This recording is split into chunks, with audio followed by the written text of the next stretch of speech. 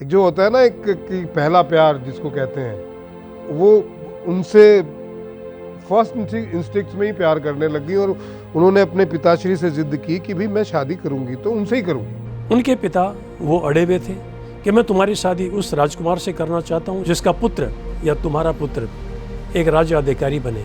Colonel Nathu Singh ji ने अपनी पुस्तक अदम्य योद्धा महाराव शेखा में बड़े विस्तार से लिखा है। पिताश्री भी अड़ियल है तो पुत्री भी अड़ियल है।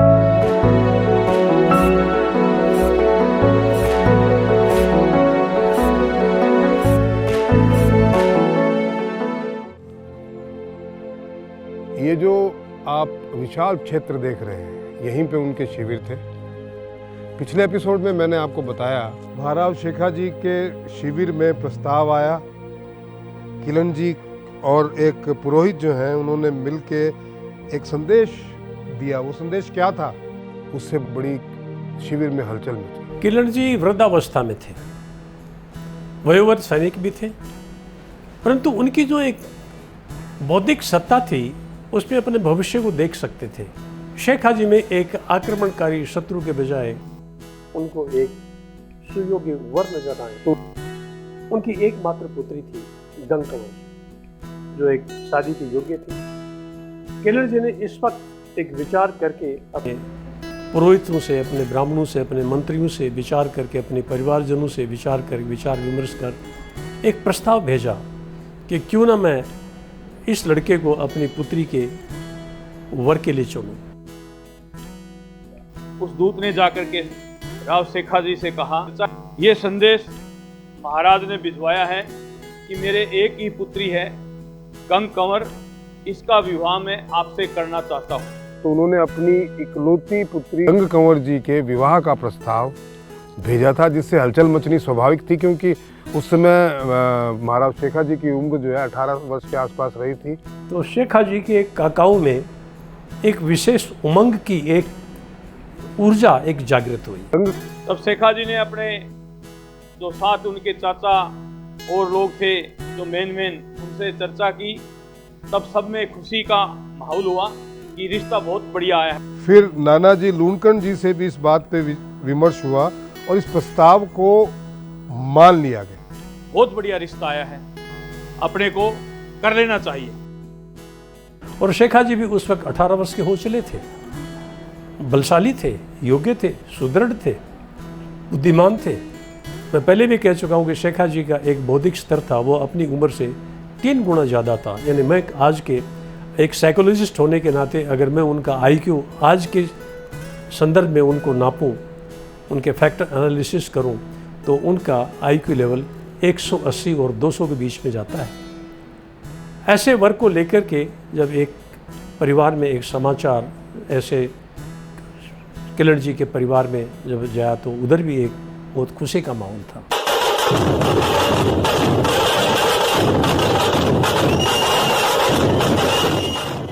और इस प्रस्ताव को स्वीकार करने के साथ ही बड़े धूमधाम से मंगल गायन हुआ।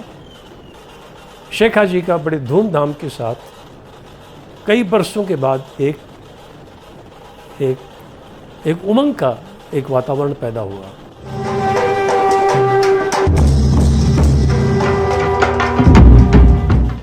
गंगकंवर जी टाक, जो किलन जी की सुपुत्री थी, इकलौती पुत्री थी, उनसे संपन्न कर दिया गया।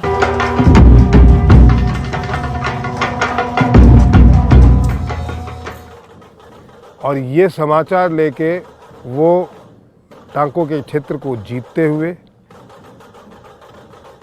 अमृतसर पहुंचे। तो अमृतसर में तो आप ये कह लीजिए विजयोत्सव के साथ साथ जो था आनंदोत्सव भी शुरू हो गया।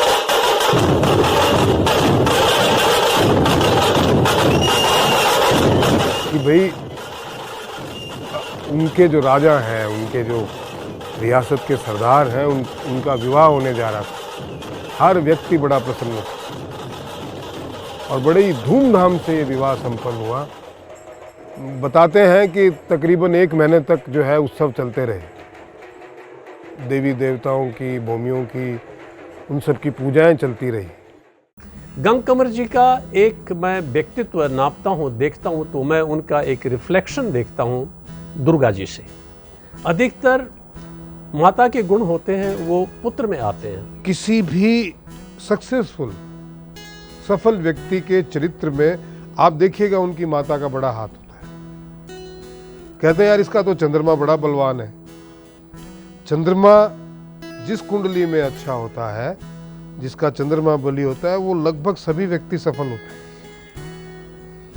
उनका भाग्य उनका साथ देता है, क्योंकि चंद्रमा आपके चरित्र को जो है बहुत ही अच्छे तरीके से सहेज के रखता है। चंद्रमा माता का कारक है, माता के गुण आप में आते हैं। शेख हाजी जब 20 वर्ष के थे उस वक्त उनके एक पुत्र रत्न की प्राप्ति हुई। महायोद्धा थे वो, दुर्गा जी उनका नाम था। महाराज शेखा जी के सबसे बड़े बेटे दुर्गा जी आज्ञाकारी थे, भीष्म प्रतिज्ञा ली थी उन्होंने। और दुर्गा जी के चरित्र का एक विश्लेषण करूं तो मुझे एक पता लगता है कि एक गंग कंवर जी कैसे थे। तो सबसे पहले तो गंग कंवर जी उनको पता था कि शेख हाजी ने एक राज्य का विस्तार करना है, तो उनको क्या क्या करना होगा। राज्य विस्तार के लिए उस वक्त सबसे बड़ी ज़रूरी थी कि उनके परिवार में एक सामंजस्य हो और बहुपत्नित्व एक परिवार का एक ढांचा था, वो होना ज़रूरी था। शेख हाजी के इसके बाद में जो अन्य 5 शादियां हुई, मैं समझता हूं कि वो सब गंग कंवर जी की सहमति से थी। 2-3 साल बाद एक और उनके जीवन में लार्ड कंवर जी जो हैं उनका आगमन हुआ, जो उनकी दूसरी रानी थी। अच्छा, लार्ड कंवर जी के उनके जीवन में आने के बाद उनकी जो सिस्टर थी मिल्क कंवर जी, अब ये लार्ड कंवर जी उनको बताती रहती होंगी कि महाराज शेखा जी ऐसे हैं, वो ऐसे हैं, उनका चरित्र ऐसा है, उनकी वीरता ऐसी है, उनकी बातें ऐसी है। ये सुन सुन के मिल्क कंवर जी काफी प्रभावित हुई और साहब ये निश्चित किया गया कि उनका भी विवाह जो है महाराज शेखा जी के साथ कर दिया जाए। अब महाराज शेखा जी के जीवन में मिल्क कंवर जी का बहुत प्रभाव रहा है, बहुत प्रभाव रहा है। मैं ये कैसे कह सकता हूं दावे के साथ, क्योंकि मिल्क कंवर जी बहुत ही धार्मिक महिलाएं थी और जैसा कि हमने शुरू में देखा, अलखा जी बहुत धार्मिक महिलाएं थी। जब उहापोह की स्थिति हुई या असमंजस या उलझन का समय आया, तो महाराज शेखा जी जगदीश्वर जी की शरण में गए थे, वहां उन्होंने साधना की। ये उनके अंदर इनबिल्ट जो स्पिरिचुअलिटी थी, आध्यात्मिकता थी, वो उनकी माताजी अलखा जी से आई थी और निरंतर उनका जो है ईश्वर के प्रति अगाध प्रेम, उसको सिंचित रखने का काम मिल्क कंवर जी ने किया। और यही कारण था कि जगह जगह गोपीनाथ जी के मंदिर बनवाना, उसके अलावा धार्मिक स्थलों की देखरेख, बावड़ियां, सामाजिक कार्य, जनता के लिए, समाज के लिए तरह तरह के काम करना, ये सारा प्रभाव मिल्क कंवर जी का उनके ऊपर था और वो मिल्क कंवर जी से बेइंतहा स्नेह भी करते थे। इसलिए उन्होंने मिल्कपुर नाम का एक गांव भी बसाया। मिल्कपुर है, यहाँ पर एक छोटा मंदिर हुआ करता था, तो वहाँ पर वो पूजा करने के लिए, रोज पूजा करने के लिए आया करती थी।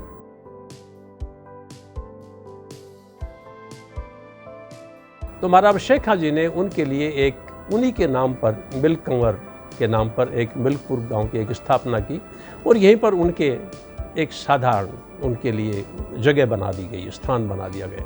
और जब मैंने वहाँ पर उनको जाकर देखा उस बावड़ी को, तो वहाँ के कुछ लोग जो उस गांव के लोग हैं, उनमें से एक अर्जुन लाल जी जो प्रिंसिपल है, टीचर हैं, उन्होंने मुझे बताया कि उस बावड़ी के 3 खंड यानी 3 तल पानी में भरे रहते थे, चौथा पल ऊपर रहता था और बहुत उसका मीठा पानी था, लोग पूरा गांव उसका इस्तेमाल करता था। वो बावड़ी उन्होंने बनाई, अपने पैसे से बनवाई। वहाँ पर एक उन्होंने लक्ष्मी नारायण जी का एक बहुत बड़ा एक भव्य मंदिर बनवाया जो आज भी खड़ा हुआ है उस मंदिर के साथ उन्होंने कुछ ज़मीन दी ताकि उस मंदिर का भरण पोषण उससे हो सके। और दूसरी बात ये कि जब गंग कंवर जी ने अमृतसर में जब ये मंदिर बन रहा था उनका, तो उसके लिए भी उन्होंने आर्थिक सहयोग दिया है, ऐसा बड़बू के भाइयों में एक मुझे लिखा हुआ मिला। तो उनका जो व्यक्तित्व है वो एक बड़ा शालीनता का है और वो अपने परिवार को प्रगाढ़ता में बांधने वाली एक ऐसी रानी थी जो सबको अपना प्यार देती थी, सबको बच्चों को अपने साथ रखती थी और अपनी दूसरी जो उसकी जो अपने जो रानियाँ थी उनके साथ उनका सहयोग, उनका परस्पर प्यार एक अटूट था। बहुत अच्छा उनके सुंदर मधुर संबंध थे उनके। शाहजहांपुर के एक राजकुमारी शोभरम जी चौहान की बेटी नवल कंवर जी, उस वक्त उनकी उम्र नवल कंवर जी की 19-20 साल रही होगी। जो होता है ना एक कि पहला प्यार जिसको कहते हैं, वो उनसे फर्स्ट इंस्टिक्ट में ही प्यार करने लगी और उन्होंने अपने पिताश्री से जिद की कि भाई मैं शादी करूंगी तो उनसे ही करूंगी। उनके पिता वो अड़े हुए थे कि मैं तुम्हारी शादी उस राजकुमार से करना चाहता हूँ जिसका पुत्र या तुम्हारा पुत्र एक राज्य अधिकारी बने। कर्नल नाथू सिंह जी ने अपनी पुस्तक अदम्य योद्धा महाराव शेखा में बड़े विस्तार से लिखा है। पिताश्री भी अड़ियल है तो पुत्री भी अड़ियल है। कहा जाता है कि बैराट क्षेत्र का एक अड़ियलपन बड़ा एक अखड़ है। एक कहावत है आज भी चलती है, काठ नवै पर राठ नवै ना, अर्थात एक लकड़ी के सूखे लठ में एक लचक पैदा हो सकती है लेकिन राठ के व्यक्ति में कोई नवल, इस प्रकार की कोई नवल जैसी कन्या में या उसके फादर में कोई इस प्रकार की लचक एक सामंजस्य देखने को नहीं मिल सकता। उनके पिताजी ने मना कर दिया कि आपकी शादी हम इनसे इसलिए नहीं कर सकते क्योंकि इनकी ऑलरेडी 5 रानियां हैं। तेरा पुत्र को कहाँ मिलेगा, कहाँ राज मिलेगा, कुछ छोटे मोटे 2-4 गांव मिल जाएंगे, क्या होगा। एक शादी में एक अड़चन बन गई और वो अड़ी हुई थी इस विषय में। ये बात धीरे धीरे महाराव शेखा जी के दरबार में पहुंची तो इसका एक शर्त का पता लगा कि वो शादी क्यों नहीं हो रही है, तो शोभरम जी क्यों अड़े हुए हैं। तो स्वयं दुर्गा जी देखिए, उनका त्याग देखिए। स्वयं एक दुर्गा जी एक नवयुवक थे, वो यहाँ पर आए और उन्होंने विवाह के प्रस्ताव को भिजवाने के लिए कहा। दुर्गा जी ने यह प्रतिज्ञा ली थी कि मैं प्रतिज्ञा करता हूं कि मैं स्वतः ही अपनी इच्छा से राज सिंहासन का त्याग करता हूं। मैं आपसे प्रॉमिस करता हूं कि आप जो रानी साहब हैं इनसे जो सुपुत्र होंगे या जो संतानें होंगी वही राजपाट की अधिकारी होंगी, मैं राजपाट नहीं लूंगा। उन्होंने त्याग दिया।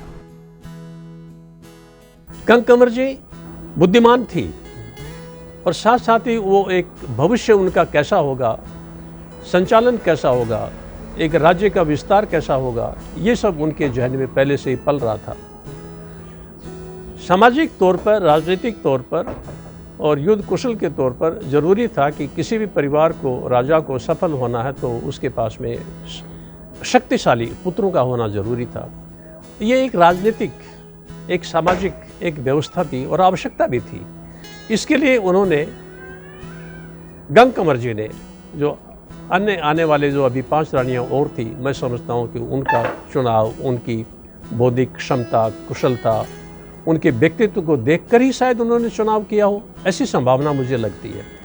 उनके इन बातों से गंग कंवर जी का चरित्र निर्धारित होता है कि वो कितनी दृढ़ प्रतिज्ञ महिला रही होंगी। इकलौती पुत्री होने के कारण राजकाज की जो बातें हैं उनके सामने ही होती रही होंगी, वो देखती रही होंगी। तो कूटनीति और राजनीति में उनकी समझ मुझे लगता है किसी भी अन्य रानी से ज्यादा रही थी। नवल कंवर जी से महाराव शेखा जी का विवाह हुआ विक्रम संवत 1525 में हुआ। उनसे रायमल जी और एक उनकी छोटी बहन पर्वत कंवर जी 2 इश्यू हुए। अभी यद्यपि रायमल जी सबसे छोटे थे, परंतु इस वचन के अनुसार वो राज्य के अधिकारी बन गए। उनसे बड़े थे 11 भाई और भी थे, उनसे बड़े थे और बड़े बड़े बलशाली थे, बड़े बड़े योद्धा थे। ऐसे योद्धा जो कि दुनिया में उनके सामने टिक तक नहीं पाती थी। कई तो क्रोधित थे। भारमल जी बड़े क्रोधित आदमी थे और साथ ही बुद्धिमान भी थे। आबाजी अचड़ा जी बड़े योद्धा थे, शक्तिशाली भी थे। दुर्गा जी स्वयं उन्होंने अपना राज त्याग दिया था। तो कोई भी इनमें से क्लेम कर सकता था, परंतु ऐसा नहीं हुआ। इस विषय में एक प्रशंसा करनी पड़ेगी कि महाराज शेख हाजी के परिवार में राज्य की लालसा या एक कोई स्वार्थ कहीं लेस मात्र भी नहीं था। किसी ने कोई इस विषय में एक प्रश्न तक नहीं उठाया कि छोटे भाई को राज का देने का वचन क्यों दिया जाए।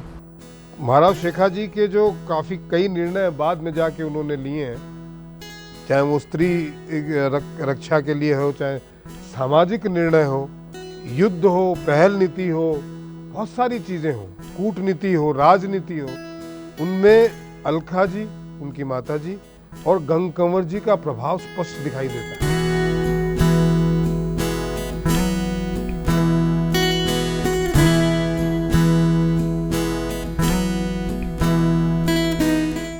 एक योद्धा, एक युवा योद्धा, युवा राजा अपने साम्राज्य विस्तार के लिए पूरे निकल गए। और ये जो किलन जी के उस अभियान के बाद में उनका अगला निशाना था यादव। इस पूरे इलाके में यादवों की छोटी छोटी रियासतें थी।